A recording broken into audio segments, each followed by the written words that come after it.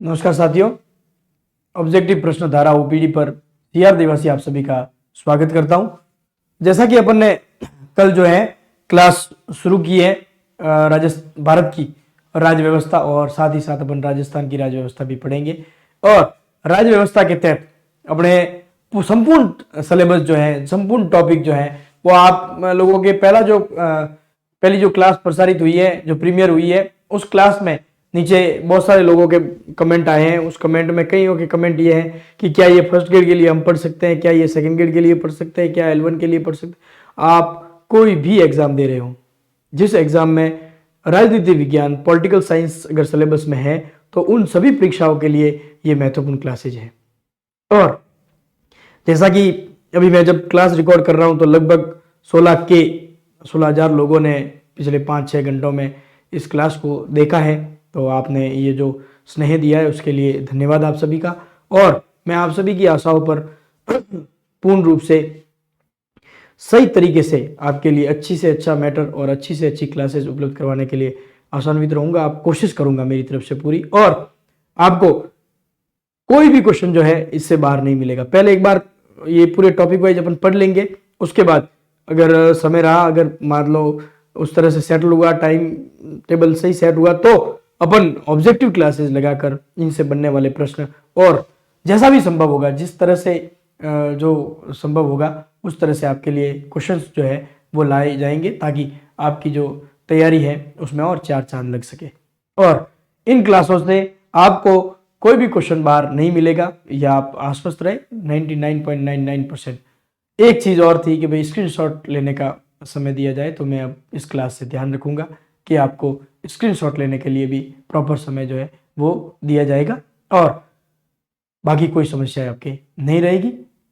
आप पढ़े और निःशुल्क पढ़े, और किसी भी प्रश्न में कोई भी समस्या होगी तो वो भी अपन जो है वो निस्तारित करेंगे आपके।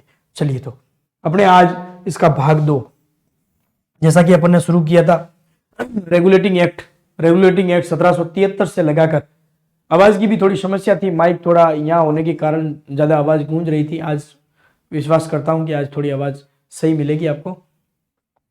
अपन ने 1773 के रेगुलेटिंग एक्ट से लगाकर 1909 के एक्ट तक अपन ने पढ़ा है, जिसमें सारे 1858 से और जितने भी 1853, 1833, 1813, 1784, इन सब के बारे में जो है वो थोड़ा थोड़ा जो मोटा मोटा जो नॉलेज है वो अपन ने लिया है। मैंने आपको कहा ही था कि 1919 और उसके बाद के जो भी हैं उसके लिए एक अलग से भाग बनाकर, अलग से क्लास बनाकर आपके लिए लाई जाएगी, ताकि आपको 2 टुकड़ों में ये चीजें याद हो सके। कोशिश करेंगे 1 घंटे तक बढ़ाने की। 41, 40, 45 मिनट की क्लास हुई थी कल, 40-41 मिनट की कोशिश करेंगे 1 घंटे तक बढ़ाने के लिए।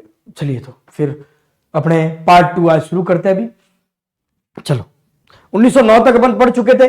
1919 भारत सरकार अधिनियम 1919 मॉन्टेग्यू चेम्सफोर्ड सुधार अधिनियम, इसे मॉन्टेग्यू चेम्सफोर्ड सुधार अधिनियम भी कहा जाता है। क्यों कहा जाता है? क्योंकि भारत सचिव जो थे उनका नाम था मॉन्टेग्यू और वाइसराय जो थे उस समय उनका नाम था चेम्सफोर्ड, इसलिए इसे क्या कहा जाता है? Montagu Chelmsford. जैसे 1909 के सुधार जो कानून है, अधिनियम है, उसको क्या कहा जाता था? मार्लिमेंटो। उसी तरह से इसे मॉन्टेग्यू चेम्सफोर्ड सुधार अधिनियम कहा जाता है। क्यों?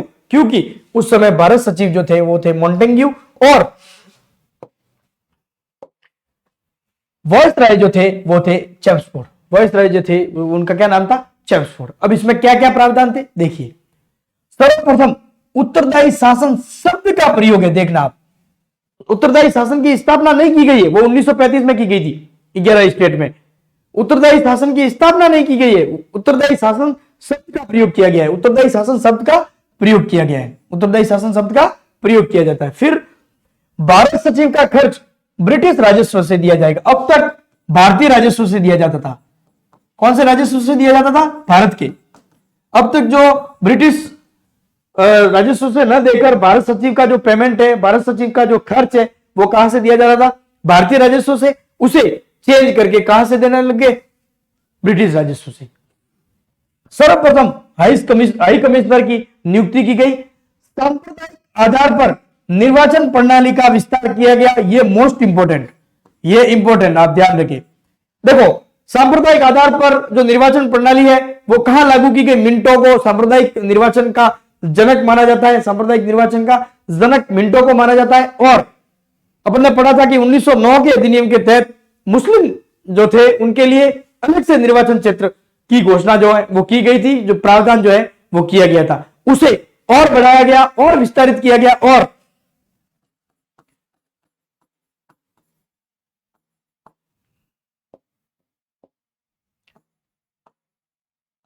सिखों के लिए, ईसाइयों के लिए और एंग्लो इंडियन,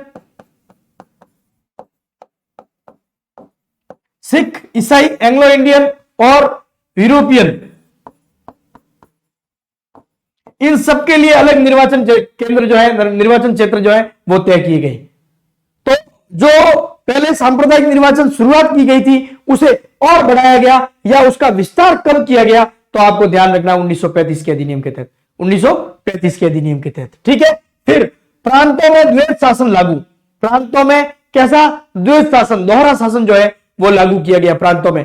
अब इंपॉर्टेंट है, आप ध्यान रखना, प्रांतों में द्वैध शासन का जनक किसे माना जाता है? तो ध्यान रखना आप, लियोनस, ये न पूरा कर दे, लियोनस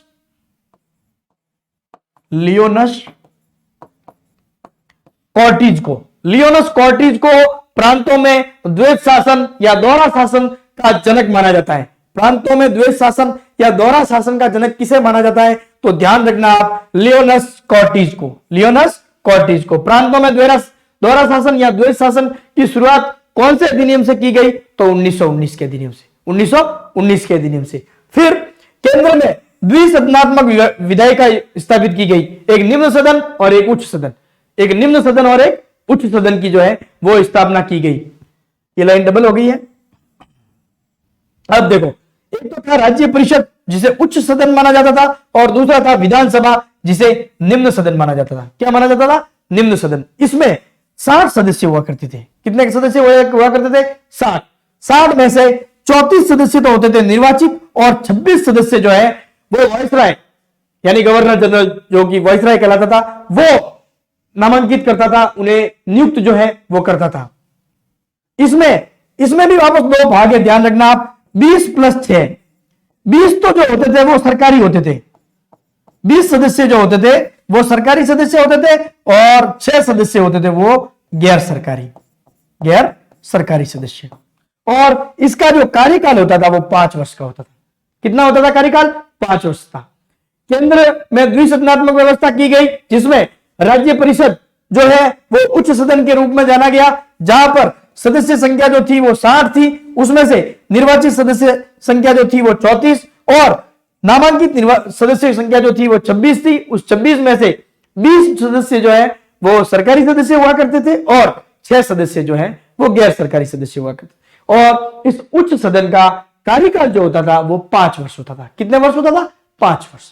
आई थिंक ये आपके एकदम क्लियर हो गया होगा। अब चलते हैं इस तरफ, निम्न सदन या विधानसभा। निम्न सदन या विधानसभा, इसमें कितने सदस्य होते थे? टोटल 145। टोटल कितने सदस्य होते थे? 145। इन 145 में से 104 सदस्य जो है वो निर्वाचित होते थे। 104 सदस्य जो है वो निर्वाचित होते थे और पीछे कितने रहे? 44 सदस्य। 44 सदस्य जो है वो 41 सदस्य,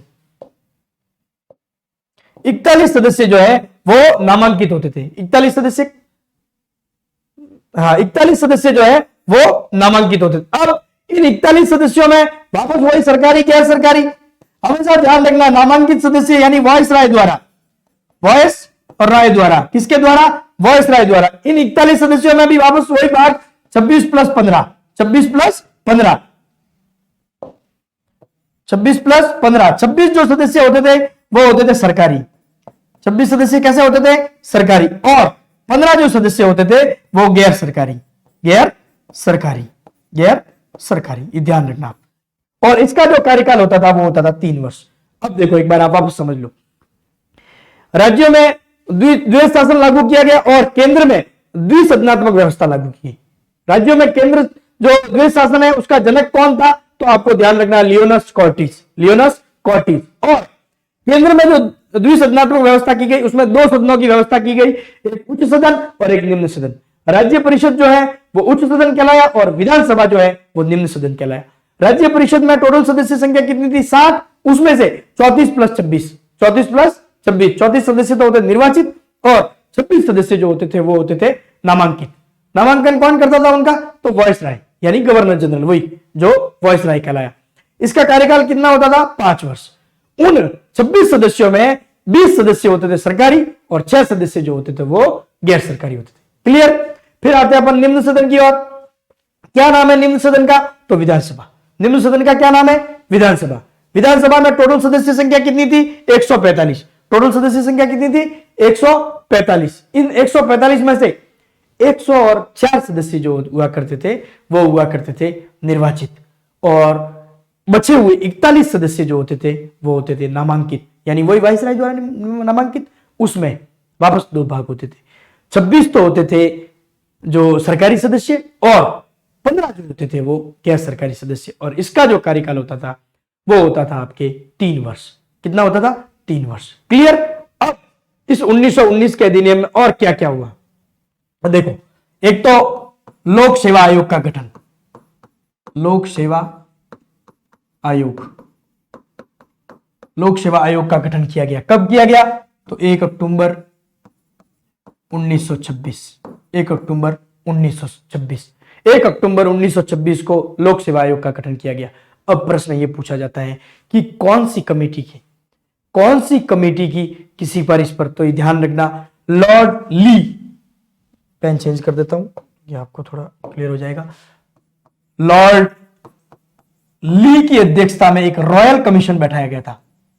रॉयल कमीशन, लॉर्ड ली की अध्यक्षता में एक रॉयल कमीशन बैठाया गया था 1923 में। 1924 में उसने अभिशंसा की कि एक केंद्रीय लोक सेवा आयोग का प्रावधान किया जाना चाहिए और इसी को जो है 1 अक्टूबर 1926 को केंद्रीय लोक सेवा आयोग की स्थापना करते हुए, यहां संघ लोक सेवा आयोग वर्तमान में कहलाता है, उसकी स्थापना करते हुए इसे लागू किया गया। तो ध्यान रखना आप, लॉर्ड ली की अध्यक्षता में, लॉर्ड ली की अध्यक्षता में रॉयल कमीशन बैठाया गया था। उस रॉयल कमीशन की अनुशंसा पर जो है उन्होंने उसको जो बैठाया गया था वो 1923 में बैठाया गया था, 1924 में उसने अनुशंसा की थी और 1926 में जो है उसकी स्थापना की गई। क्लियर?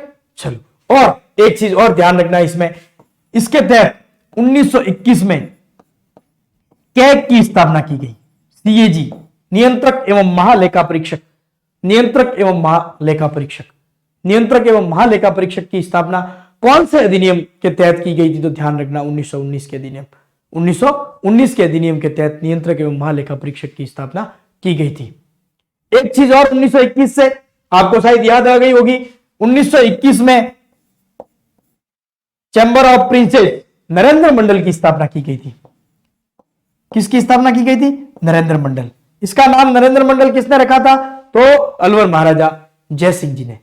अलवर महाराजा जो जय सिंह जी थे उन्होंने जो है इसका नाम क्या रखा था? नरेंद्र मंडल। और इसके प्रथम चांसलर कौन थे? तो वो आपको ध्यान रखना, गंगा सिंह जी। प्रथम जो चांसलर थे उनका क्या नाम था? गंगा सिंह जी। क्लियर? तो अब ये 1919 के मोंटेग्यू चेम्सफोर्ड सुधार से संबंधित कोई प्रश्न मेरे हिसाब से इसमें से बाहर नहीं जाएगा। कोई भी प्रश्न जो है वो इसमें से बाहर नहीं जाएगा। 99.99% कोई क्वेश्चन आपके बाहर नहीं जाएगा। क्यों? क्योंकि अपन ने ये भी देख लिया, और ये ध्यान रखना उत्तरदायी शासन शब्द का प्रयोग किया गया था। ब्रिटिश राजस्व से इसका खर्च किया जाने लगा। प्रथम हाई कमिश्नर की नियुक्ति की गई। सांप्रदायिक आधार पर निर्वाचन प्रणाली का विस्तार किया गया, जिसके तहत सिख, ईसाई, एंग्लो इंडियन और यूरोपियन को भी जो है वो अलग से निर्वाचन क्षेत्र दिए गए। प्रांतों में द्वैध शासन लागू किया गया। द्वैध शासन, प्रांतों में द्वैध शासन का जनक कौन माना जाता? तो लियोनस कॉर्टिज। केंद्र में द्विसदनात्मक व्यवस्था की गई, जिसमें उच्च सदन के रूप में राज्य परिषद और निम्न सदन के रूप में विधानसभा की स्थापना की गई। राज्य परिषद जो थी उसमें कुल सदस्य संख्या जो थी वो थी आपके 7 और उसमें 34 तो थे निर्वाचित और 26 थे नामांकित। कार्यकाल 5 वर्ष के लिए। 26 में से 20 प्लस 6, 20 सरकारी और 6 गैर सरकारी। विधानसभा जिसे निम्न सदन कहा जाता था। टोटल सदस्य संख्या 145, 104 सदस्य निर्वाचित होते थे, 41 सदस्य जो हैं वो नामांकित होते थे वाइसराय के द्वारा, और उसमें भी 26 जो हैं वो सरकारी सदस्य होते थे और 15 जो है वो कैसे होते थे, गैर सरकारी सदस्य होते थे। और इसके अलावा इस 1919 के सुधार के तहत ही लॉर्ड ली की अध्यक्षता में रॉयल कमीशन बैठा गया और 1923 में 1924 में इसने अपनी रिपोर्ट दी और 1926 1 अक्टूबर 1924 को केंद्रीय लोक सेवा आयोग या केंद्रीय लोक सेवा आयोग का गठन किया गया, जो वर्तमान में संघ लोक सेवा आयोग के नाम से जाना जाता है। और फिर आगे जो है 1921 में ही सीएजी यानी कैग यानी नियंत्रक एवं महालेखा परीक्षक की स्थापना की गई और 1921 में ही चैम्बर ऑफ प्रिंसेस यानी नरेंद्र मंडल, जिसका नाम नरेंद्र मंडल जो है वो अलवर महाराजा जयसिंह ने दिया था, उसकी स्थापना की गई। इसके प्रथम जो चांसलर थे उनका नाम था गंगा सिंह जी बीकानेर। गंगा सिंह जी बीकानेर, लीजिए स्क्रीनशॉट ले लो।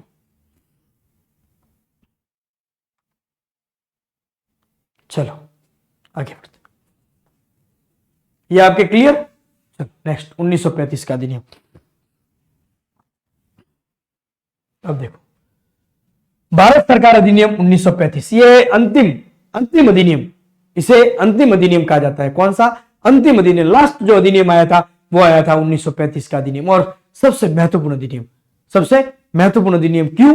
क्योंकि जब तक भारत का संविधान लागू हुआ तब तक इसी अधिनियम के तहत जो है देश की सरकार, देश का जो संचालन है वो इसी अधिनियम के तहत किया गया था। इसलिए 1935 का अधिनियम जो है वो सर्वाधिक महत्वपूर्ण अधिनियम, क्योंकि कई अनुच्छेद जो है वो एज इट इज जो है वो शामिल किए गए मूल संविधान में। तो अब देखिए, इसको देखते हैं, पहले इंपॉर्टेंट है इसलिए।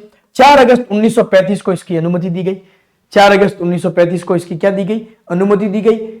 अंतिम सबसे बड़ा व जटिल दस्तावेज, इंपॉर्टेंट, जितने भी चार्टर आए, जितने भी अधिनियम आए, उसमें सबसे जटिल और सबसे बड़ा अधिनियम था। सबसे जटिल और सबसे बड़ा अधिनियम था और अंतिम तो था ही, इसके बाद कोई अधिनियम नहीं आया। इसमें टोटल 321 अनुच्छेद थे, 10 अनुसूचियां थी और 14 जो है वो भाग थे।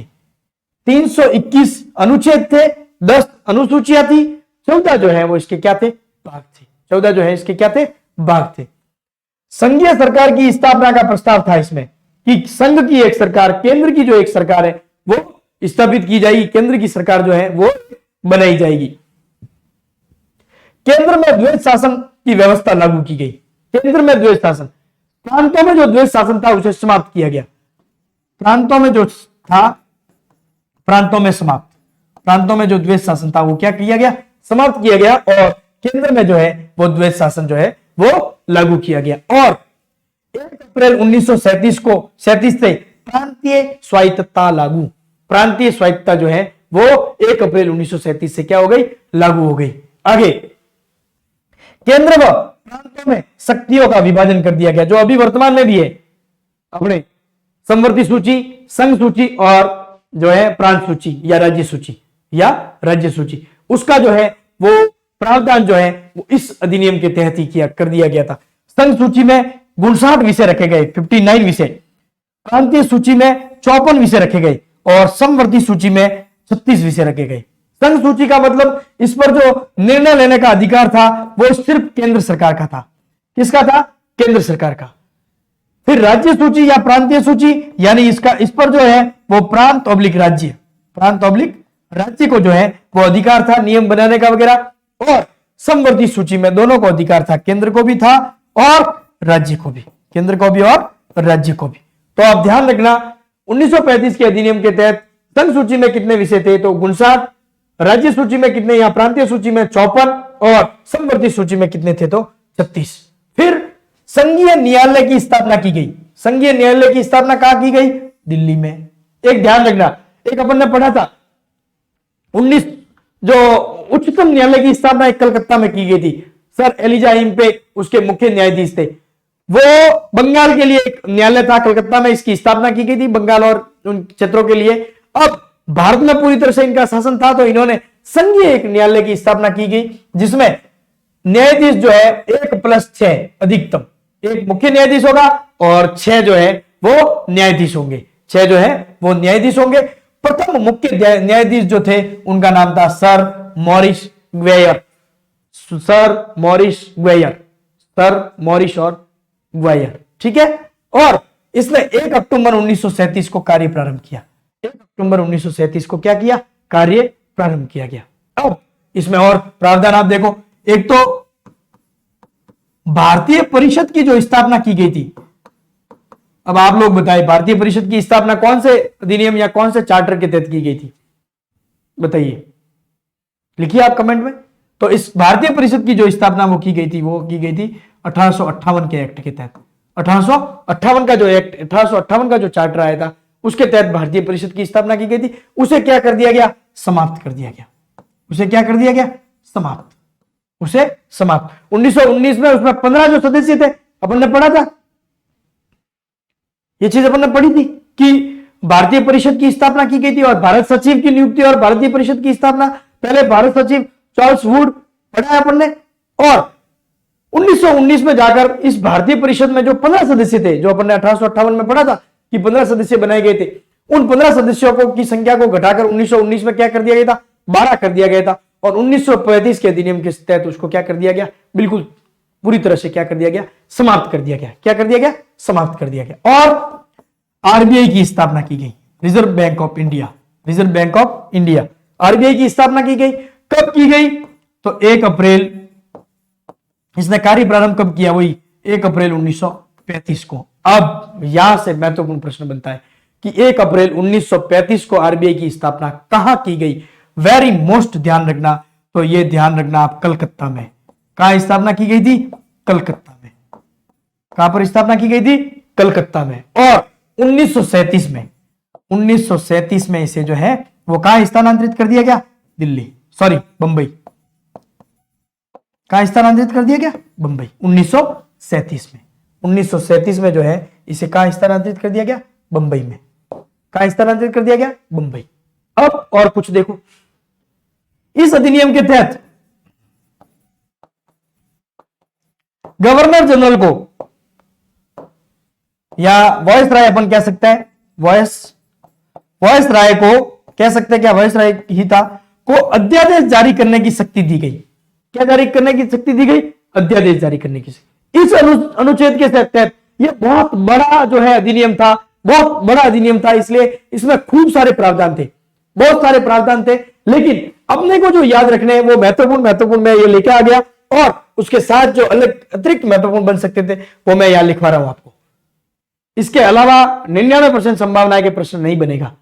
फिर एक चीज और ध्यान रखना आप, अनुच्छेद 102 के तहत, ये मोस्ट इंपोर्टेंट है, ध्यान रखना, वॉइस राय को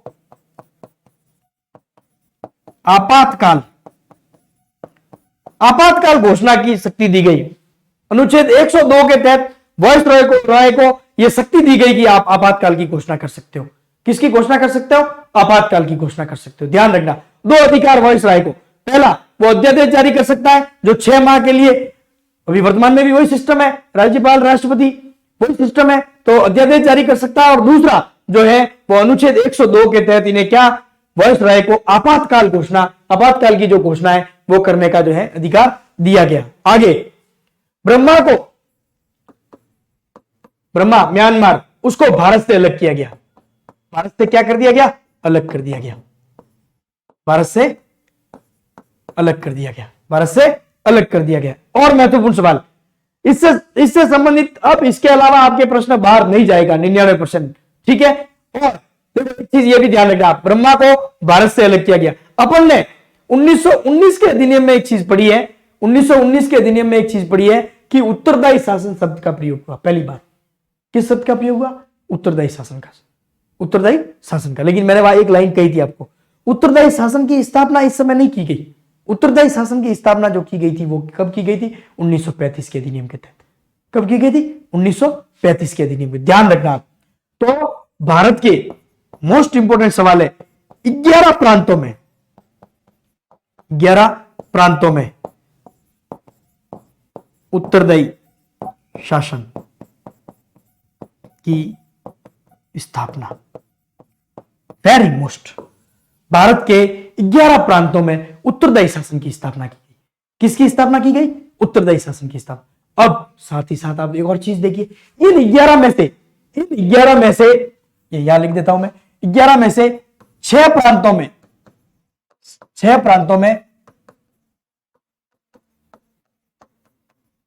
द्विसदनात्मक 2 सदन बनाए गए, द्विसदनात्मक व्यवस्था की गई 6 प्रांतों में। 6 प्रांत कौन कौन से थे, मैं यहां लिख देता हूं, आपके मिक्स नहीं हो, आप याद रखें, मैं वापस समझा दूंगा आपको, चिंता नहीं करें आप।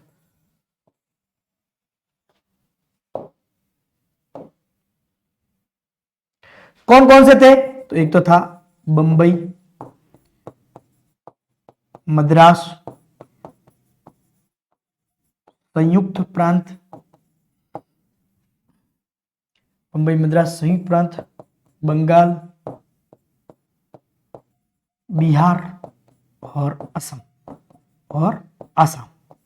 ठीक है, बंबई, मद्रास संयुक्त प्रांत, बंगाल, बिहार और आसाम, इन जगह पर द्विसदनात्मक व्यवस्था स्थापित की गई। 2 सदन, उच्च सदन और निम्न सदन, उच्च सदन और निम्न सदन। अब बताइए क्या प्रश्न, कौन सा प्रश्न बाहर जाएगा, कोई भी प्रश्न जो है वो आपके बाहर नहीं जाएगा। इसके बाद आप पीवाईक्यूज और क्वेश्चन सॉल्व करना, आपके जो क्वेश्चन है वो कंफर्म और कंफर्म राइट होंगे, कोई क्वेश्चन गलत नहीं होगा। अब देखो एक बार वापस इसको देख लेते हैं।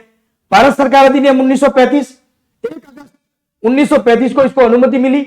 अंतिम सबसे बड़ा जटिल दस्तावेज था, मैंने बता दिया आपको, जितने भी एक्ट आए थे उनमें सबसे बड़ा एक्ट जो है ये था, और सबसे जटिल, सबसे टिपिकल दस्तावेज जो था ये था। इसमें कितने, तो 321 अनुच्छेद थे, 10 अनुसूचियां थी और 14 जो है वो भाग थे। कितने भाग थे, 14 भाग थे। ठीक है, संघीय सरकार की स्थापना का प्रस्ताव आया। इसमें प्रांतों में द्वैध शासन व्यवस्था लागू की गई, सॉरी केंद्र में द्वैध शासन व्यवस्था लागू की गई, यानी प्रांतों में द्वैध शासन व्यवस्था क्या कर दी गई, समाप्त कर दी गई। 1 अप्रैल 1937 से प्रांतीय स्वायत्तता लागू की गई। केंद्र व प्रांतों में शक्तियों का विभाजन कर दिया गया, शक्तियों का क्या कर दिया गया, विभाजन कर दिया गया। संघ सूची में 59 विषय, प्रांतीय सूची में 54 विषय, समवर्ती सूची में 36 विषय रखे गए। इसमें डिसीजन संघ सूची पर केंद्र सरकार कर सकती थी, प्रांतीय सूची पर राज्य सरकार या प्रांत सरकार कर सकती थी, और समवर्ती सूची पर केंद्र या राज्य सरकार जो है वो निर्णय दोनों मिलकर कर सकते थे। संघीय न्यायालय की स्थापना की गई दिल्ली में। न्यायाधीश कितने हो सकते थे, 1+6 अधिकतम। प्रथम न्यायाधीश थे वो थे सर मॉरिस क्वेयर। ठीक है, और 1 अक्टूबर 1937 को इसने कार्य प्रारंभ किया। इसके अलावा जो आपको एक्स्ट्रा याद रखना, वो ध्यान रखना, भारत परिषद जिसकी स्थापना 1858 में की गई थी, उसे समाप्त कर दिया गया। उसे क्या कर दिया गया, समाप्त कर दिया गया। और आरबीआई का जो है वो गठन किया गया। 1 अप्रैल 1935 को आरबीआई ने कार्य प्रारंभ किया। कहां पर था मुख्यालय, तो कलकत्ता। बंबई में कब स्थानांतरित की गई, 1937। और वायसराय को 2 अधिकार दिए गए, जिसके तहत वो अध्यादेश जारी कर सकता था, और साथ ही साथ अनुच्छेद 102 के तहत जो है वो आपातकाल की घोषणा कर सकता था।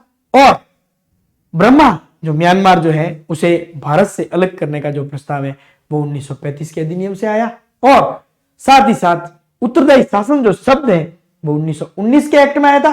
लेकिन मैंने वहां ये बात कही थी आपको कि उत्तरदायी शासन जो है वो व्यवस्था जो लागू की गई वो 1935 के एक्ट के तहत की गई थी, 1935 के एक्ट के तहत की गई थी। इसलिए उत्तरदायी शासन की स्थापना भारत के 11 प्रांतों में 1935 के एक्ट के तहत की गई।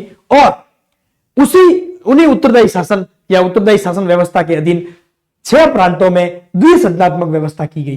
6 प्रांतों में कैसी, द्विसदनात्मक। 5 प्रांतों में एक सदनात्मक और 6 प्रांतों में द्विसदनात्मक व्यवस्था स्थापित की गई। जैसा कि अभी वर्तमान में विधानसभा और विधान परिषद होता है, उसी तरह से निम्न सदन और उच्च सदन, निम्न सदन और उच्च सदन की स्थापना की गई। वो कहां कहां की गई, तो बंबई, मद्रास संयुक्त प्रांत, बंगाल, बिहार और आसाम, बंगाल, बिहार और आसाम, यहां पर जो है वो द्विसदनात्मक व्यवस्था की गई।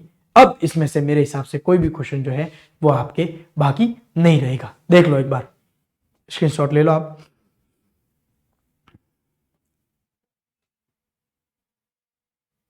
अच्छा ओके, ठीक है, स्क्रीनशॉट ले लिया आप। चलो ये क्लियर।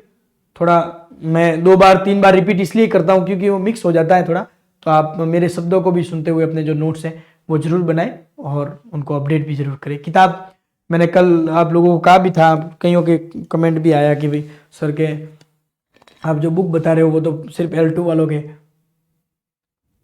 काम की है। L1 वालों के पास या हमारे पास फर्स्ट ग्रेड वालों के पास ये बुक नहीं है तो आप लोग इस पे नोट्स बना दें, आपको समस्या नहीं आएगी। ठीक है, चलो तो अपन बढ़ते आगे।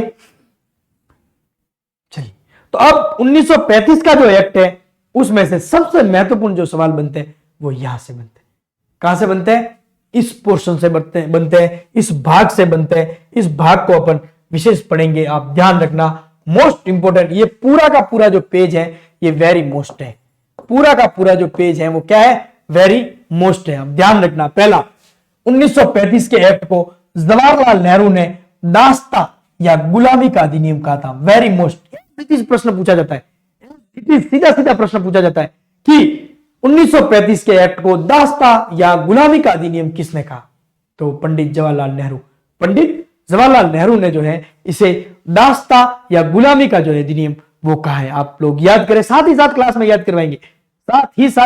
करवाएंगे, एक बार आप अगर रिकॉल कर दोगे, एक बार रिवीजन कर लोगे तो आपके जो है वो अपना याद आएगा। सवाल जो है वो पेपर में भी आपको आवाज जो है वो गूंजेगी, आवाज जो है वो आपको सुनाई देगी कि इसका आंसर ये सर ने बताया था। आप एक बार ध्यान और एकदम एकाग्रचित होकर जो है वो पढ़ लोगे इन क्लासों को तो आपके जो क्वेश्चन है वो गलत नहीं होगा। ये वेरी मोस्ट है। फिर अगला, नेक्स्ट, इस एक्ट के बारे में जवाहरलाल नेहरू ने कहा कि यह ऐसी रेलगाड़ी है जिसमें ब्रेक तो है लेकिन इंजन नहीं है।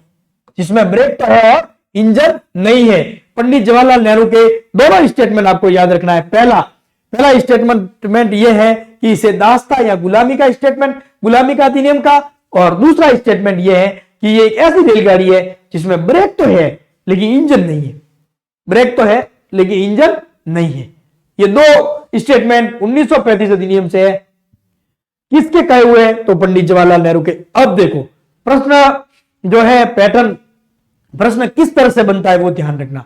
ये कोटेशन दिया जाएगा आपको कि पंडित जवाहरलाल नेहरू ने ये कथन किसके लिए कहा है कि यह एक ऐसी रेलगाड़ी है जिसके ब्रेक तो है लेकिन इंजन नहीं है। ब्रेक तो है लेकिन इंजन नहीं है। 1935 का अधिनियम, 1935 का अधिनियम। दोनों में वाइस वर्सा, दोनों तरफ से प्रश्न जो है वो आपको याद करके जाना है। दोनों पैटर्न के प्रश्न जो है वो आपको याद करके जाना है कि इस तरह से प्रश्न बनेगा तो भी मैं सॉल्व कर सकूं और इस तरह से प्रश्न बने तो भी। इसलिए इसको याद करते वक्त बिल्कुल एकदम आश्वस्त होकर उसको याद करें। आगे, इस एक्ट को मोहम्मद अली जिन्ना ने सड़ी हुई योजना की संज्ञा दी। सड़ी हुई योजना की क्या दी थी? संज्ञा दी थी कि यह योजना कैसी है? सड़ी हुई योजना। तो 1935 के अधिनियम को सड़ी हुई योजना की जो संज्ञा है वो किसने दी? तो आपको ध्यान रखना है, मोहम्मद अली जिन्ना ने इसे सड़ी हुई योजना की संज्ञा दी थी। आगे, इस एक्ट के संबंध में फजल उल हक ने कहा कि यह ना तो हिंदू राज है और ना ही मुस्लिम राज। ये ना तो हिंदू राज है ना ही मुस्लिम राज। ये किस एक्ट से संबंधित है? तो आपको ध्यान रखना 1935 के एक्ट से संबंधित है। ये स्टेटमेंट किसका है? तो फजल उल हक का ये जो है स्टेटमेंट है। आगे बढ़े, चलो।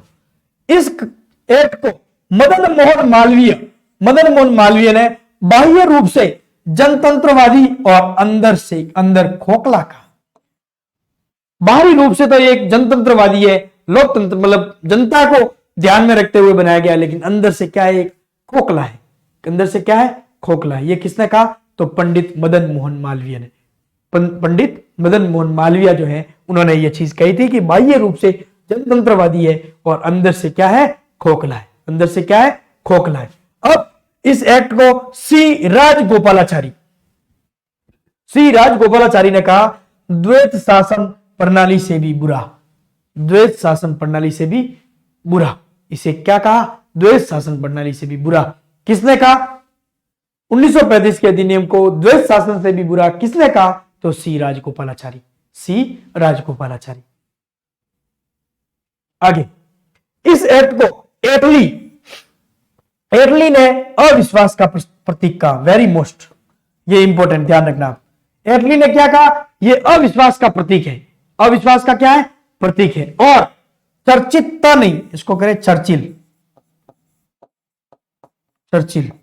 चर्चिल ने कहा कि इस एक्ट में वायसराय को हिटलर तथा मुसोलिनी के समस्त अधिकार, देखो वो दो बड़े अधिकार प्राप्त हुए थे कि भाई आप आपातकाल की घोषणा कर सकते हो, आपातकाल की घोषणा कर सकते हो, और दूसरा अध्यादेश जारी कर सकते हो। क्या जारी कर सकते हो? अध्यादेश। अध्यादेश जारी करके संपूर्ण राष्ट्र में वो जो है लागू कर सकते हो और आपातकाल की घोषणा कर सकते हो, यानी दो बड़े अधिकार दिए गए थे। इसलिए इसे चर्चिल ने कहा कि इस एक्ट में वायसराय को हिटलर अथवा मुसोलिनी के समस्त अधिकार प्राप्त थे। जो हिटलर और मुसोलिनी को अधिकार प्राप्त थे वो सारे के सारे अधिकार जो है वो वायसराय को दे दिए गए थे। ये स्टेटमेंट किसका है? तो आपको ध्यान रखना है चर्चिल का।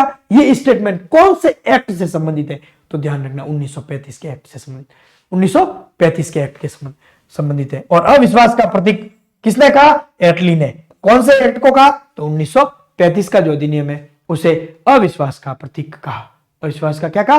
प्रतीक कहा। आगे 1935 का अधिनियम ब्रिटिश कालीन भारत में संवैधानिक विकास का अंतिम अधिनियम था। यह अपन ने पढ़ा बात, ठीक है। आगे स्वतंत्रता के बाद संविधान लागू होने 1950 से पूर्व तक भारतीय शासन 1935 के एक्ट से संचालित हुआ। यह बात अपन पहले ही डिस्कस कर चुके हैं कि जब तक भारत का संविधान लागू हुआ तब तक 1935 का जो अधिनियम है वही भारत का राजतंत्र लोकतंत्र जो है, शासन जो है वो चलाने में सहायता करता रहा। उसी के आधार पर जो है भारत में जो शासन व्यवस्था है वो चलती रही। और ये अंतिम जो है वो अधिनियम था, ये भी अपन पढ़ चुके हैं इसके बारे में।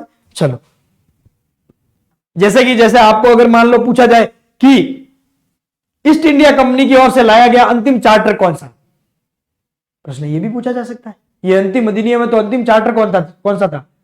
कमेंट लिखो आप। अंतिम चार्टर कौन सा था? 1853 का। 1853 का जो चार्टर आया था वो अंतिम चार्टर था। वही चार्टर विधि सदस्य, विधि आयोग अपन ने पढ़ा है। 1 लाख से बजट 10 लाख कर दिया गया शिक्षा का, ठीक है। चलो, कल पढ़ा है, कल की क्लास में तो अपन ये आपके क्लियर हो गए। जवाहरलाल नेहरू जी ने इसे दास्ता एवं गुलामी का अधिनियम का, इस एक्ट के बारे में जवाहरलाल नेहरू ने कहा कि एक ऐसी रेलगाड़ी है जिसमें ब्रेक तो है लेकिन इंजन नहीं है। मोहम्मद अली जिन्ना ने इसे सड़ी हुई योजना की संज्ञा दी। फजल उल हक ने इसे ना हिंदू राज ना मुस्लिम राज कहा। मदन मोहन मालवीय ने कहा कि बाह्य रूप से जनतंत्रवादी और अंदर से खोखला का। और सी राजगोपालाचारी ने कहा द्वैत शासन से भी ये बुरा है। और एटली ने कहा कि ये अविश्वास का प्रतीक है। किसका प्रतीक है? अविश्वास का प्रतीक है। और चर्चिल ने यह कहा कि वायसराय को इतनी शक्तियां दी गई, ऐसी शक्तियां दी गई है जैसी की शक्तियां हिटलर और मुसोलिनी के पास थी। हिटलर और मुसोलिनी के पास जो शक्तियां थी, वो जो ताकत है, वो शक्तियां, जो अधिकार है, वो इसको दे दिए गए वायसराय को। ये 1935 का जो अधिनियम है ये अंतिम अधिनियम है। 1853 का जो चार्टर है वो अंतिम चार्टर था ईस्ट इंडिया कंपनी का। और स्वतंत्रता के बाद 1950 तक 1935 के अधिनियम के तहत ही भारत में जो शासन व्यवस्था है, जो राज व्यवस्था है, वो चलता रहा था। क्लियर? चलो बढ़े आगे। 1935 हो गया। अब अपन ने उस जो सारणी है वो याद करो। अगस्त प्रस्ताव 1940 के बारे में भी अपन ने बात की थी उसमें सारणी में, तो लिख चलो। अगस्त प्रस्ताव 8 अगस्त 1940, 8 अगस्त 1940। इस अगस्त प्रस्ताव से बनने वाले महत्वपूर्ण प्रश्न अपन देखते हैं। तत्कालीन वायसराय लॉर्ड लिनलिथगो द्वारा 8 अगस्त 1940 को एक प्रस्ताव लाया गया जिसे अगस्त प्रस्ताव कहा गया। तो विश्व युद्ध की स्थितियां थी, तो विश्व युद्ध के समय जो है लॉर्ड लिनलिथगो ने, जो भारत के वायसराय थे, उन्होंने एक प्रस्ताव लाया जिसे अगस्त प्रस्ताव कहा गया। 8 अगस्त 1940 को लाया गया था, इसलिए इसे अगस्त प्रस्ताव कहा गया। अब अगस्त प्रस्ताव में क्या था? युद्ध समाप्ति के पश्चात भारतीयों के लिए एक संविधान सभा का गठन किया जाएगा। इसमें यह भी प्रावधान किया गया कि द्वितीय विश्व युद्ध में भारतीय ब्रिटेन का साथ देंगे। देखो, भारतीयों को द्वितीय विश्व युद्ध में अंग्रेजों की सहायता करने के लिए, लाने के लिए अंग्रेजों को सहायता की जरूरत थी, तो उनको ये इस तरह से भारतीयों को प्रलोभन दिया जाए कि भारतीय जो है वो अपना जो साथ है द्वितीय विश्व युद्ध में वो दे सके, या द्वितीय विश्व युद्ध में अपना साथ दे। इस तरह की जो है वो योजना या इस तरह की घोषणाएं की जाए, इस तरह का प्रस्ताव लाया जाए जिससे वो प्रभावित होकर अपना जो है वो साथ दे सके। तो ये जो है वो कारण था, मूल कारण जो था ये था कि द्वितीय विश्व युद्ध में भाग लिया जाए। भारतीयों के द्वारा सहयोग किया जाए ब्रिटेन का, इसलिए अगस्त प्रस्ताव लाया गया था। प्रश्न कभी पूछा जा सकता है। आगे, कांग्रेस ने अगस्त प्रस्ताव का विरोध किया, इसका कांग्रेस ने विरोध किया तथा युद्ध से अपने आप को पृथक सिद्ध करने के लिए व्यक्तिगत सत्याग्रह महात्मा गांधी के नेतृत्व में शुरू किया गया। इंपॉर्टेंट, व्यक्तिगत सत्याग्रह की शुरुआत किस प्रस्ताव के विरोध में की गई, किस प्रस्ताव के विरोध में की गई, इसमें प्रश्न ये बनता है, तो आपको ध्यान रखना है। अगस्त प्रस्ताव के विरोध में व्यक्तिगत सत्याग्रह है उसकी शुरुआत की गई। व्यक्तिगत सत्याग्रह की शुरुआत जो है वो किसके विरोध में की गई, अगस्त प्रस्ताव के विरोध में। 8 अगस्त को जो लॉर्ड लिनलिथगो ने जो अगस्त प्रस्ताव लाया था उसके विरोध में व्यक्तिगत सत्याग्रह जो है उसकी शुरुआत की गई। पिछला मैंने स्क्रीनशॉट शायद लेने नहीं दिया आप लोगों को, स्क्रीनशॉट ले ले आप, याद आ गया तो स्क्रीनशॉट, कोई समस्या नहीं। चलो आगे, फिर व्यक्तिगत सत्याग्रह की शुरुआत 17 अक्टूबर 1940 को, 17 अक्टूबर 1940 को पवनार आश्रम महाराष्ट्र से महात्मा गांधी के नेतृत्व, वही अपने पढ़ा है महात्मा गांधी अगले लाइन में, तो ये ध्यान रखना। व्यक्तिगत सत्याग्रह की शुरुआत कब की गई, तो 17 अक्टूबर 1940 को। 17 अक्टूबर 1940 को कहां से की गई, तो ध्यान रखना आप, पवनार आश्रम महाराष्ट्र से। पवनार आश्रम महाराष्ट्र से किसके नेतृत्व में, महात्मा गांधी के नेतृत्व। अब प्रश्न ये पूछा जाता है परीक्षा में, जो महत्वपूर्ण प्रश्न है वो ये पूछा जाता है, ये ध्यान रखना आप, ये वेरी मोस्ट, ये आपको उस किताब में नहीं, अपने जो रीड की किताब आई है उसमें नहीं मिलेंगे, उसको अपडेट कर दें, उसमें आप एक पेज लगा के या उसमें आप लिख दें नोट्स में। प्रथम जो सत्याग्रही आचार्य विनोबा भावे थे तथा दूसरे जो सत्याग्रही थे वो जवाहरलाल नेहरू थे। प्रथम जो सत्याग्रही थे व्यक्तिगत सत्याग्रह के तौर पर, प्रथम जो सत्याग्रह किया गया था वो किया गया था विनोबा भावे द्वारा, और दूसरे जो है या द्वितीय जो सत्याग्रही थे उनका नाम था पंडित जवाहरलाल नेहरू। आपके संविधान निर्माण और उसकी विशेषता है, तो संविधान निर्माण में संविधान सभा के गठन से वहां से, लेकिन संविधान के सोपान पढ़ रहे हैं कि संविधान निर्माण किस क्रम से हुआ, तो उसमें ये चीजें इंपॉर्टेंट थी, इसलिए इसको मैंने जो है वो क्लास में जोड़ के आपके लिए क्लियर करवाने का प्रयास किया। किताब में आपको उस परीक्षा के हिसाब से मैटर दिया गया, ये भी हो सकता है प्रश्न बने, क्योंकि ये इंटर रिलेटेड, उसमें अपन पढ़ सकते हैं कि संविधान का जो क्रमिक विकास होगा उसमें ये पढ़ सकते हैं, इसलिए ये भी इंपॉर्टेंट है। या अदर जो एग्जाम दे रहे हैं, जैसे आप EORO दे रहे हैं, फर्स्ट ग्रेड दे रहे हैं, सेकंड ग्रेड दे रहे हैं, या कोई भी एग्जाम दे रहे हैं, उसमें ये महत्वपूर्ण है, इसलिए इसको जोड़ा गया। आपको फायदा ही होगा, नुकसान नहीं होगा, ठीक है। तो ध्यान रखना, प्रथम जो सत्याग्रही थे वो विनोबा भावे और दूसरे जो सत्याग्रही थे वो जवाहरलाल नेहरू थे। बड़े आगे, फिर अगस्त प्रस्ताव के बाद आगे आता है क्रिप्स मिशन 1942। जैसे ही अगस्त प्रस्ताव का पूरी तरह से विद्रोह या विरोध हुआ, तो स्टेफर्ड क्रिप्स की अध्यक्षता में एक नया जो मिशन है, नया जो प्रस्ताव है, वो ब्रिटेन या ब्रिटिश सरकार द्वारा जो है भारतीयों के लिए पेश किया गया। अगस्त प्रस्ताव के तुरंत 2 साल बाद 1942 में 11 मार्च 1942 को इसकी घोषणा की गई और 23 मार्च 1942 को यह भारत आया।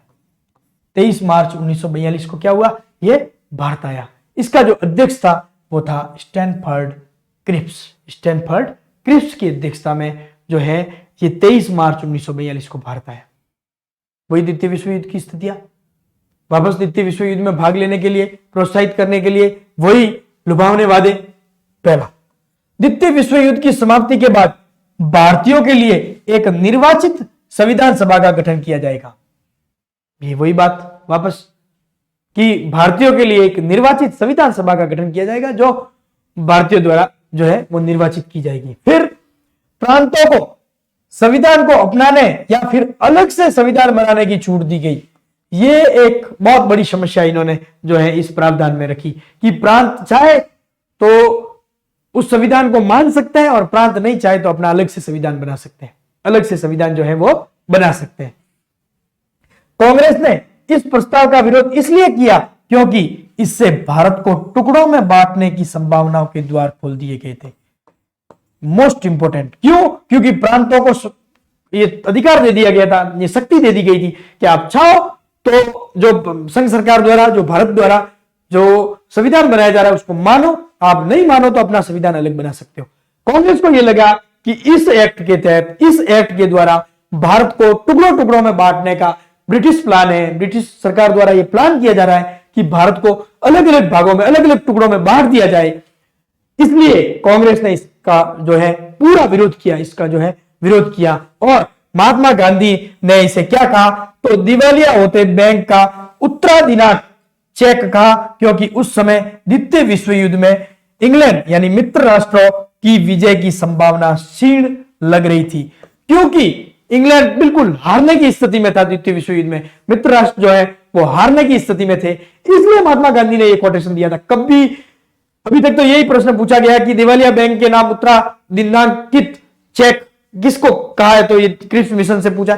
कभी मान लो इस तरह से प्रश्न पूछा जा सकता है कि किस कारण से ये स्टेटमेंट दिया गया। मान लो अब आजकल जो पॉलिटिकल साइंस का जो लेवल बन रहा है, पॉलिटिकल साइंस के जो परीक्षा में जो प्रश्न बन रहे हैं वो अच्छे लेवल के प्रश्न बन रहे हैं, तो हो सकता है, संभावना ये बनती है कि ये प्रश्न पूछा जा सकता है कि महात्मा गांधी ने क्रिप्स मिशन को दिवालिया होते बैंक का उत्तराधिकार चेक क्यों कहा, यह प्रश्न बन सकता है। आपको ये ध्यान रखना है, क्योंकि द्वितीय विश्व युद्ध में इंग्लैंड कोष्टक में मित्र राष्ट्र यानी जो मित्र राष्ट्र के साथ था अंग्रेज, मित्र राष्ट्रों के जीत की संभावनाएं बिल्कुल शून्य या क्षीण या जीरो हो गई थी। इसलिए महात्मा गांधी ने ये जो कोटेशन है, ये जो वक्तव्य जो है वो दिया था। वेरी मोस्ट है, ये ध्यान रखना, ये इंपॉर्टेंट है, ठीक है ना। फिर आगे अब ये क्रिप्स मिशन आया था, तो ये प्रश्न भी इंपॉर्टेंट है, आप ध्यान रखना। क्रिप्स मिशन से वार्ता हेतु कांग्रेस की ओर से जवाहरलाल नेहरू और मौलाना अबुल कलाम आजाद, ये दो लोग प्रतिनिधि गए थे कि भाई ये दो लोग जो है वो क्रिप्स मिशन से बात करेंगे। क्रिप्स मिशन से वार्ता हेतु किन दो लोगों की नियुक्ति की गई थी, तो ध्यान रखना, पंडित जवाहरलाल नेहरू और मौलाना आजाद, और मौलाना आजाद की, मौलाना आजाद। क्लियर, चलो बढ़े आगे, स्क्रीनशॉट ले लो आप। आई थिंक अब इसमें समझाने वाला मुझे लगता है कोई आपके एक भी चीज जो है वो गलत नहीं होगी। आगे बढ़ते हैं। अब आता है, इसके बाद आया था कैबिनेट मिशन। कौन सा मिशन आया था? Cabinet mission. क्रिप्स मिशन के बाद फिर आया कैबिनेट मिशन 1946। Cabinet mission 1946। अब इसमें क्या था देखो, इसे मंत्रिमंडलीय मिशन के नाम से भी जाना जाता है या नाम से जाना जाता है। ब्रिटिश प्रधानमंत्री क्लाइमेट एटली ने 15 मार्च 1946 को कैबिनेट मिशन की घोषणा की, जो 24 मार्च 1946 को भारत पहुंचा। भारत में कहां पहुंचा? मुंबई। कहां पहुंचा? मुंबई। मुंबई में 24 मार्च 1946 को जो है क्रिप्स मिशन जो है, सॉरी कैबिनेट मिशन जो है वो भारत मुंबई में पहुंचा, भारत में पहुंचा। किसने इसकी घोषणा की थी? क्लाइमेट एटली ने। क्लाइमेट एटली ने 15 मार्च को घोषणा की और 24 मार्च को जो है वो ये भारत पहुंचा था। ठीक है। पैट्रिक लॉरेंस इसके अध्यक्ष थे। इसके जो अध्यक्ष थे आप ध्यान रखना, इसके अध्यक्ष मान लो कभी पूछा जा सकता है तो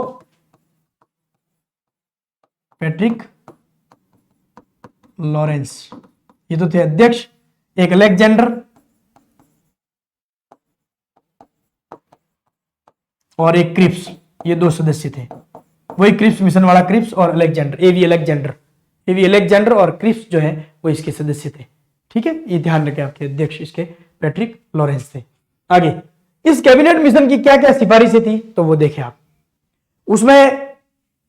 उसमें जो था वो अपने द्वितीय विश्व युद्ध से संबंधित सारी चीजें थी, संविधान सभा से संबंधित। इसके तहत संविधान सभा का गठन किया गया था, इसलिए वेरी मोस्ट इंपोर्टेंट। ठीक है ना। अब इसमें क्या किया गया प्रावधान? अंतरिम सरकार का गठन किया जाए। सीधा कि अंतरिम सरकार, एक अंतरिम सरकार का क्या किया जाए? गठन किया जाए, अंतरिम सरकार बनाई जाए, एक अंतरिम सरकार बनाई जाए और संविधान निर्माण के लिए संविधान सभा का गठन किया जाए। जाएगा नहीं, उसमें तो था कि जाएगा द्वितीय विश्व युद्ध की समाप्ति के बाद। और कैबिनेट मिशन 1946 में यह कहा गया कि अंतरिम सरकार का गठन किया जाए और संविधान सभा का भी गठन किया जाए। और इसी में यह प्रावधान किया गया कि 10 लाख की जनसंख्या के लिए एक प्रतिनिधि का अनुपात रखा जाए। कितनी जनसंख्या पर? 10 लाख की जनसंख्या पर एक प्रतिनिधि। 10 लाख की जनसंख्या पर एक प्रतिनिधि जो है उसका प्रावधान किया जाए। अब ये प्रतिनिधि कहां से आएंगे? तो ये आएंगे ब्रिटिश प्रांतों से, देशी रियासतों से एवं चीफ कमिश्नरी प्रांतों से मिलाकर अखिल भारतीय संघ बनाने का प्रावधान किया गया। इन सबको जोड़कर ब्रिटिश प्रांत यानी सीधे तौर पर जो ब्रिटेन के अधीन थे या ब्रिटिश शासकों के अधीन थे, जो ब्रिटिश क्राउन के अधीन थे, उनको, देशी रियासतों का और चीफ कमिश्नरी स्टेट जो 4 थे, उन सबको मिलाकर एक अखिल भारतीय संघ बनाया जाए। अखिल भारतीय संघ बनाया जाए, भारत को पूर्ण स्वतंत्रता प्रदान की जाएगी। इसमें यह प्रावधान किया गया 1946 के एक्ट में, इस चीज का प्रावधान किया गया कि भारत को जो है वो पूर्ण स्वतंत्रता प्रदान की जाएगी। अब यह चीज ध्यान रखना, यह मोस्ट इंपोर्टेंट है कि भारत का विभाजन नहीं होगा, भारत का विभाजन नहीं होगा। इसीलिए इस लाइन से आपको यह क्लियर हो जाना चाहिए था कि ब्रिटिश प्रांतों, देशी रियासतों, चीफ कमिश्नरी प्रांतों को मिलाकर अखिल भारतीय संघ बनाने का प्रावधान किया गया। तो सीधी सी बात है, यानी अलग राष्ट्र नहीं बनाया जाएगा, यानी भारत का विभाजन नहीं होगा। 1946 का जो कैबिनेट मिशन है वो इसका प्रावधान नहीं करता था कि भारत का विभाजन होगा, भारत का विभाजन होगा। इसमें यह प्रावधान किया गया था कि भारत का विभाजन नहीं होगा, जबकि भारत को ब्रिटिश प्रांतों, देशी रियासतों और चीफ कमिश्नरी प्रांतों को मिलाकर एक जो है वो क्या बनाया जाएगा, एक संघ बनाया जाएगा, भारतीय संघ बनाया जाएगा, जिसकी संविधान सभा बनाई जाएगी, जो कि 10 लाख पर एक प्रतिनिधि और अंतरिम सरकार का गठन किया जाएगा और भारत को जो है पूर्ण स्वतंत्रता दी जाएगी। क्लियर? यह था कैबिनेट मिशन। चलो बढ़े आगे, स्क्रीनशॉट ले लो आप, थोड़ा जुकाम। चलो आगे, फिर है माउंटबेटन योजना।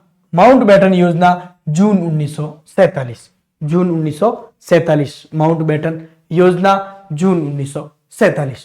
ये अपने लास्ट था, उसमें जो मैंने शुरुआत में जो सारणी के रूप में जो बताया था, पहले भाग में ब्रिटिश से आने वाले और दूसरे जो है वो ब्रिटिश क्राउन के अधीन, सॉरी पहले भाग में ईस्ट इंडिया कंपनी से आने वाले और ब्रिटिश क्राउन के अधीन आने वाले जो है एक्ट है वो, फिर और उसके बाद ये जो मिशन है, जितने भी प्रस्ताव हैं उसके बारे में भी अपने चर्चा की थी। तो अब बढ़ते हैं, इसको पढ़ते हैं। अब तक अपन पढ़ चुके हैं क्रिप्स मिशन, अगस्त प्रस्ताव, क्रिप्स मिशन और कैबिनेट मिशन 1940, 1942, 1946। याद रखना आपको, क्रमशः इसी क्रम से याद रखना, क्रम से याद हो जाएगा। यही क्रम रखोगे तो याद हो जाएगा, आगे पीछे याद करने की कोशिश करोगे तो याद नहीं होगा। अब देखो इसको देखते, 3 जून 1947 को तात्कालिक वायसराय लॉर्ड माउंटबेटन द्वारा प्रस्तुत की गई योजना थी। किसने ये प्रस्तुत की थी? तो लॉर्ड माउंटबेटन ने। कब की? तो 3 जून 1947 को, 3 जून 1947 को। इस योजना के तहत ब्रिटिश भारत को 2 संप्रभु राष्ट्रों भारत व पाकिस्तान में विभाजित किया जाएगा। इस योजना के तहत भारत को 2 संप्रभु राष्ट्रों भारत और पाकिस्तान में विभाजित किया जाएगा। 1946 का जो कैबिनेट मिशन है वो इसका मना कर रहा था, इसका प्रावधान कहीं नहीं था और 1947 जून 1947 में उसका विरोध किया था मुस्लिम लीग ने। और तभी माउंटबेटन को जो घोषणा है या योजना जो है वो जब जून 1947 में 3 जून 1947 को आई तो उसमें सीधा सीधा यह प्रावधान कर दिया गया कि 2 संप्रभु राष्ट्रों की स्थापना की जाएगी, एक भारत होगा और एक पाकिस्तान होगा। आगे, देशी रियासतों को अपनी इच्छा अनुसार भारत और पाकिस्तान में मिलने की छूट होगी। वो चाहे तो भारत में मिल सकता है, वो चाहे तो पाकिस्तान में मिल सकता है।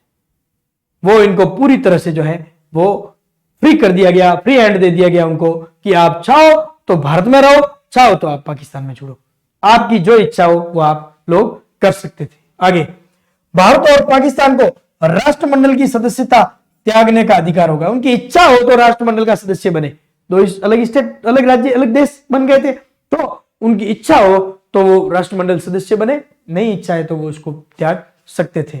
अब ये इंपॉर्टेंट चीज है, ध्यान रखना, मोस्ट इंपॉर्टेंट है। माउंटबेटन योजना को कांग्रेस व मुस्लिम लीग ने स्वीकार कर लिया, ध्यान रखना, दोनों ने स्वीकार किया था। अब तक तो स्वीकार करते नहीं आ रहे थे, लेकिन जो माउंटबेटन योजना थी उसे दोनों ने स्वीकार कर लिया, कांग्रेस ने भी स्वीकार कर लिया और मुस्लिम लीग जो थी उसने भी स्वीकार कर लिया। उसके बारे में गोविंद वल्लभ पंत का एक कोटेशन है, मोस्ट इंपोर्टेंट है, ध्यान रखना। 14 जून 1947 को कांग्रेस महासमिति की बैठक में गोविंद वल्लभ पंत ने देश के विभाजन की माउंटबेटन योजना को स्वीकार करने का प्रस्ताव पेश किया। उन्होंने कांग्रेस के जो बैठक है वो कब कांग्रेस ने स्वीकार किया था, ध्यान रखना 14 जून 1947 को। प्रस्ताव को, इस प्रस्ताव का समर्थन मौलाना अबुल कलाम आजाद ने किया। मौलाना अबुल कलाम आजाद ने इसका क्या किया, समर्थन किया। और आजाद ने जो है वो एक स्टेटमेंट दिया था, वो ध्यान रखना मोस्ट इंपोर्टेंट, जो बंटवारे का विरोध करते आ रहे थे। कांग्रेस पूरी तरह से विरोध कर रही थी, सारे लोग विरोध कर रहे थे बंटवारे का, लेकिन उनको क्या करना पड़ा, स्वीकार करना पड़ा। और आजाद ने एक स्टेटमेंट कहा था कि कांग्रेस कार्य समिति का फैसला सही फैसला नहीं है, लेकिन कांग्रेस के सामने कोई रास्ता नहीं है। कांग्रेस के सामने इसके अलावा, इसे स्वीकार करने के अलावा कोई भी रास्ता नहीं है। मानता हूं, क्योंकि उन्होंने समर्थन किया था, प्रस्ताव तो रखा था गोविंद वल्लभ पंत ने, 14 जून 1947 को प्रस्ताव तो गोविंद वल्लभ पंत ने रखा था, लेकिन इसका जो समर्थन है वो मौलाना अबुल कलाम आजाद ने किया था। लेकिन और अबुल कलाम आजाद ने और ये जो कांग्रेस है अब तक विरोध करती आ रही थी बंटवारे का, लेकिन इसमें समर्थन किया। और अबुल कलाम आजाद का एक स्टेटमेंट है, वो आपको मोस्ट इंपोर्टेंटली ध्यान रखना है कि कांग्रेस कार्य समिति का फैसला सही फैसला नहीं है, लेकिन कांग्रेस के सामने कोई रास्ता नहीं था। उस समय कांग्रेस के सामने जो है वो किसी भी प्रकार का कोई रास्ता नहीं था, इसलिए उसे स्वीकार करने के अलावा कोई भी जो रास्ता है वो नहीं बचा था। यहां तक अपने जो है माउंटबेटन योजना या यहां तक जो है संवैधानिक विकास का जो क्रमिक दौर है वो जो है वो अपन पूरा कर रहे हैं। और आगे जो क्लासेस रहेगी उसमें अपन संविधान जो है उसके बारे में पढ़ेंगे। उससे पहले आप लोग जाए नहीं, उससे पहले अपन एक बार इसका रिवीजन जो है वो कर लेते हैं। देखिए, पहला अपन पढ़ते आए 1773 से, वो चीजें सब आपको पिछली क्लास में मिल गई। अब आज जो पहला था वो था 1919 मोंटेग्यू चेम्सफोर्ड सुधार अधिनियम। मोंटेग्यू कौन थे, तो वायसराय थे। चेम्सफोर्ड कौन थे, तो ये जो है वो वायसराय थे, सॉरी, और मोंटेग्यू भारत सचिव थे। प्रथम उत्तरदायी शासन जो शब्द है उसका प्रयोग किया, शब्द का प्रयोग किया गया, न कि उत्तरदायी शासन की व्यवस्था की गई। व्यवस्था 1935 के अधिनियम में की गई। सर्वप्रथम हाई कमिश्नर की नियुक्ति की गई। सांप्रदायिक आधार पर निर्वाचन का विस्तार किया गया। इसका मतलब 1909 में जो मुस्लिमों के लिए अलग क्षेत्र का प्रावधान किया गया था उसे और बढ़ाया गया, और सिख, ईसाई, एंग्लो इंडियन और यूरोपियन लोगों के लिए भी अलग से जो है निर्वाचन प्रणाली जो है वो लागू की गई। प्रांतों में द्वैध शासन की स्थापना की गई। लियोनस कॉर्टिज जो है वो प्रांतों में द्वैध शासन के क्या माने जाते हैं, जनक माने जाते हैं। और केंद्र में द्विसदनात्मक जो है व्यवस्था की गई, जिसमें एक निम्न सदन और एक उच्च सदन। उच्च सदन में सदस्य संख्या 60, 34 प्लस 26, 26 में भी 20 सरकारी और 6 गैर सरकारी। विधानसभा में 145 सदस्य, 104 सदस्य जो है वो निर्वाचित और 41 सदस्य जो है वो मनोनीत या नामांकित किए गए। किसके द्वारा, वायसराय के द्वारा। उसमें भी 26 सरकारी और 15 जो है गैर सरकारी सदस्य थे। और इसी 1919 के अधिनियम के तहत लोक सेवा आयोग का गठन करने के लिए एक रॉयल कमीशन बैठाया गया लॉर्ड ली की अध्यक्षता में। और 1924 में इन्होंने रिपोर्ट दी और यह कहा गया कि एक लोक सेवा आयोग या केंद्रीय लोक सेवा आयोग की व्यवस्था होनी चाहिए। और उसी की परिणति ये हुई कि 1 अक्टूबर 1926 को जो है केंद्रीय या संघ लोक सेवा आयोग की स्थापना की गई। और 1921 में भी CAG यानी कैग यानी नियंत्रक एवं महालेखा परीक्षक जो है उसका गठन या उसकी नियुक्ति की गई। और 1921 में भी ही चैम्बर ऑफ प्रिंसेस, जिसे नरेंद्र मंडल की उपाधि या नरेंद्र मंडल जो नाम है वो अलवर महाराजा जयसिंह जी ने दिया था। इनके प्रथम जो चांसलर थे उनका नाम था अपने गंगा सिंह जी बीकानेर। ठीक है, ये तो था 1919 का एक्ट। फिर 1935 का अधिनियम, इसमें क्या था, तो 4 अगस्त 1935 को इसकी अनुमति मिली। यह सबसे अंतिम, सबसे बड़ा और सबसे जटिल दस्तावेज था। इसमें 321 अनुच्छेद थे, 10 अनुसूचियां थी और 14 भाग थे। 14 भाग थे। संघीय सरकार की स्थापना का प्रस्ताव लाया गया। केंद्र में द्वैध शासन लागू किया गया और प्रांतों में जो द्वैध शासन था उसे कर दिया गया समाप्त। और 1 अप्रैल 1937 को प्रांतीय स्वायत्त प्रांत जो है वो स्वायत्त प्रांत या अलग से जो है अपने कानून बनाने का वगैरह उनको अधिकार दिया गया। और केंद्र और प्रांतों की शक्तियों का क्या कर दिया गया, विभाजन कर दिया गया, जिसमें संघ सूची में 59 विषय रखे गए, राज्य सूची या प्रांतीय सूची में 54 विषय और समवर्ती सूची में जो है वो 36 विषय रखे गए। साथ ही साथ संघीय न्यायालय की स्थापना की गई दिल्ली में। और इसमें न्यायाधीश कितने हो सकते, तो 1 + 6 और प्रथम जो मुख्य न्यायाधीश थे उनका नाम था सर मॉरिस ग्वेयर, सर मॉरिस ग्वेयर। और इसने जो कार्य प्रारंभ किया वो 1 अक्टूबर 1937 को।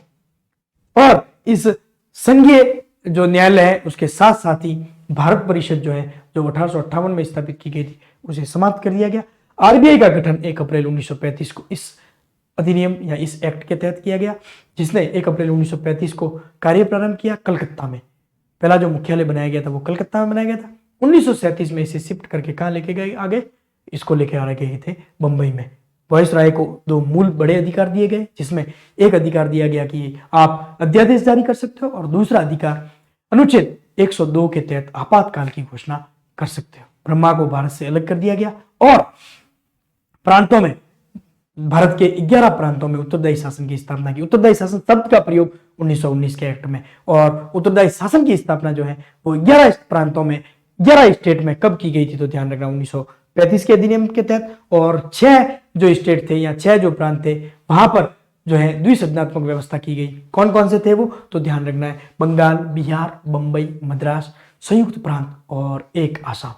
इन जगह पर 6 जगहों पर जो है वो 2 जो है सदनात्मक या द्विसदनात्मक व्यवस्था, निम्न सदन और उच्च सदन की व्यवस्था जो की गई।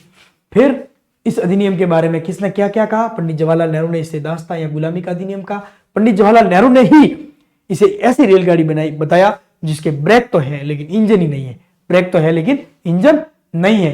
मोहम्मद अली जिन्ना ने इसे सड़ी गली योजना या सड़ी हुई योजना की संज्ञा दी थी, और फजल अली ने इसे ना हिंदू राज ना मुस्लिम राज की संज्ञा दी, और मदन मोहन मालवीय ने इसे बाह्य रूप से जनतंत्रवादी और अंदर से खोखला कहा। इस एक्ट को श्री राजगोपालाचारी ने द्वैत प्रणाली थी उससे भी बुरा कहा। द्वैत प्रणाली से भी क्या कहा, बुरा कहा। एटली ने इसे अविश्वास का प्रतीक कहा, और चर्चिल ने इसे यह कहा कि जो अधिकार या वायसराय को हिटलर और मुसोलिनी के समान जो है अधिकार प्राप्त हो गए थे, ये 1935 का जो अधिनियम था वो अंतिम अधिनियम था। और स्वतंत्रता के बाद तक 1950 तक जो है 1935 के अधिनियम के जो प्रावधान है वो चलते रहे थे। जो देश का संचालन है वो इस 1935 के अधिनियम के तहत ही होता रहा था। आगे अगस्त प्रस्ताव 8 अगस्त 1940 को तत्कालीन वायसराय लॉर्ड लिनलिथगो द्वारा 8 अगस्त 1940 को एक प्रस्ताव लाया गया, जिसे अगस्त प्रस्ताव कहा गया। युद्ध समाप्ति के पश्चात भारतीयों के लिए एक संविधान सभा का गठन किया जाएगा। अब एक चीज ध्यान रखना है, इससे प्रश्न बन सकता है कि प्रश्न मैंने जो पहले भी बता दिया, ये आपको ध्यान रखना है कि अगस्त प्रस्ताव क्यों लाया गया था। तो ध्यान रखना, द्वितीय विश्व युद्ध में भारतीयों का सहयोग लेने के लिए जो है वो अगस्त प्रस्ताव जो है वो लाया गया था। कांग्रेस ने अगस्त प्रस्ताव का विरोध करने के लिए प्रत्यक्ष एक जो है वो शुरू कर दिया था, जिसका नाम था व्यक्तिगत सत्याग्रह। व्यक्तिगत सत्याग्रह कहां से शुरू किया गया, तो ध्यान रखना है पवनार आश्रम से। पवनार आश्रम कहां पर है, महाराष्ट्र में। पवनार आश्रम कहां है, तो महाराष्ट्र में। और पहले जो सत्याग्रही थे वो विनोबा भावे, और दूसरे जो सत्याग्रही थे वो थे पंडित जवाहरलाल नेहरू। आगे फिर उसके बाद जब उससे बात नहीं बनी तो वापस अगला एक्ट लेके आए, उसका नाम था क्रिप्स मिशन। क्रिप्स मिशन नाम क्यों दिया गया, क्योंकि इसका अध्यक्ष जो था वो था स्टैनफोर्ड क्रिप्स, इसलिए इसका नाम क्रिप्स मिशन दिया गया। क्रिप्स मिशन की घोषणा 11 मार्च 1942 को और 23 मार्च 1942 को ये भारत आया। इसमें क्या था, वो की वो बातें कि द्वितीय विश्व युद्ध की समाप्ति के बाद भारतीयों के लिए एक निर्वाचित संविधान सभा का क्या किया जाएगा, गठन किया जाएगा। वो की वो, ताकि भारतीय जो है वो ब्रिटेन का साथ दे सके। प्रांतों को संविधान अपनाने या फिर अलग से संविधान बनाने की छूट दी गई कि भाई आप लोग फ्री हो, आप चाहो तो संघ के द्वारा जो संविधान बनाया जाएगा उसको मान सकते हो, आप चाहो तो अपना अलग संविधान बना सकते हो। कांग्रेस ने इस प्रस्ताव का इसलिए विरोध किया, सीधा सीधा दिख रहा था कि भारत को जो है वो टुकड़ों टुकड़ों में बांट दिया जाएगा, इसलिए कांग्रेस ने इसका जो है वो विरोध किया था। और महात्मा गांधी को जब इस चीज की जानकारी हुई, इस चीज का पता चला, इस चीज के बारे में तय समय पर जब पता चला तो उनको लगा कि भाई मित्र राष्ट्र जो है या जो इंग्लैंड है वो हारने की स्थिति पर है, उनकी विजय की संभावना बिल्कुल क्षीण है। तब उन्होंने एक स्टेटमेंट दिया था कि ये एक दिवालिया होते बैंक का उत्तरा दिनांक चेक है, क्योंकि उस समय द्वितीय विश्व युद्ध में इनकी स्थिति जो है वो खराब होती जा रही थी। क्रिप्स मिशन जब भारत आया तो उससे जो वार्ता कांग्रेस की ओर से की गई थी वो की थी मौलाना आजाद और पंडित जवाहरलाल नेहरू ने। आगे कैबिनेट मिशन 1946, इसे मंत्रिमंडलीय मिशन के नाम से जाना जाता है। ब्रिटेन के प्रधानमंत्री क्लाइमेट एटली ने 15 मार्च 1946 को कैबिनेट मिशन की घोषणा की, जो 24 मार्च 1946 को भारत मुंबई पहुंचा। इसका जो अध्यक्ष था वो पैट्रिक लॉरेंस, एवी अलेक्जेंडर और क्रिप्स जो है वो इसके सदस्य थे। इसमें क्या क्या प्रावधान किए गए, तो अंतरिम सरकार का गठन किया जाएगा, संविधान का निर्माण के लिए संविधान सभा का गठन किया जाएगा, संविधान सभा में 10 लाख की जनसंख्या पर एक प्रतिनिधि जो है वो आएगा। इसमें सबसे इंपॉर्टेंट चीज है वो ध्यान रखना, भारत का विभाजन नहीं होगा। क्यों? क्योंकि ब्रिटिश प्रांत, रियासतें और चीफ कमिश्नरी स्टेट है वो मिलकर एक अखिल भारतीय संघ बनाया जाएगा और भारत को जल्द ही स्वतंत्रता दी जाएगी। फिर माउंटबेटन घोषणा आ जाती है 1947। अब उसमें सारी चीजें देख लो आप। तो 3 जून 1947 को तात्कालीन वायसराय लॉर्ड माउंटबेटन द्वारा प्रस्तुत की गई ये योजना। इस योजना के तहत ब्रिटिश भारत को 2 संप्रभु राष्ट्रों में, भारत और पाकिस्तान में विभाजन किया जाएगा। इससे पहले जो कैबिनेट मिशन था उसमें इसका प्रावधान नहीं था। देशी रियासत अपनी इच्छा अनुसार भारत में मिल सकती है, चाहे तो पाकिस्तान में मिल सकती है, और इसे राष्ट्रमंडल सदस्यता त्यागने का भी अधिकार होगा। दोनों ने, कांग्रेस और मुस्लिम लीग दोनों ने इसे स्वीकार कर लिया गया। 14 जून 1947 को गोविंद वल्लभ पंत ने इसे स्वीकार करने का प्रस्ताव रखा और मौलाना अबुल कलाम आजाद ने इसका समर्थन किया, और जो कि अब तक विरोध करते आ रहे थे। और मौलाना अबुल कलाम आजाद ने एक स्टेटमेंट दिया था, एक लिखा था कि कांग्रेस कार्य समिति का फैसला, ये जो फैसला है वो सही नहीं है, लेकिन इसके अलावा कांग्रेस के सामने कोई भी जो है ऑप्शन है, कोई भी रास्ता जो है वो बचा नहीं है। क्लियर? आई थिंक मुझे ये लग रहा है कि ये क्लास शायद 1 घंटे से भी ज्यादा की हो गई है, जैसे कि आप लोगों की डिमांड भी थी कि 1 घंटे से ज्यादा हो। 1 घंटे से ज्यादा की क्लास हुई है, लेकिन मुझे पूर्ण विश्वास है कि 1919 के से लगाकर जो ये माउंटबेटन योजना है 1947, इस तक आपके कोई भी प्रश्न जो है वो बाहर नहीं जाएगा और आपको ये जो टॉपिक है ये पूरी तरह से समझ में आ गया होगा। मिलेंगे अगली क्लास में, तब अपन संविधान सभा और उसके बारे में पढ़ेंगे। तब तक के लिए राम राम, जय हिंद।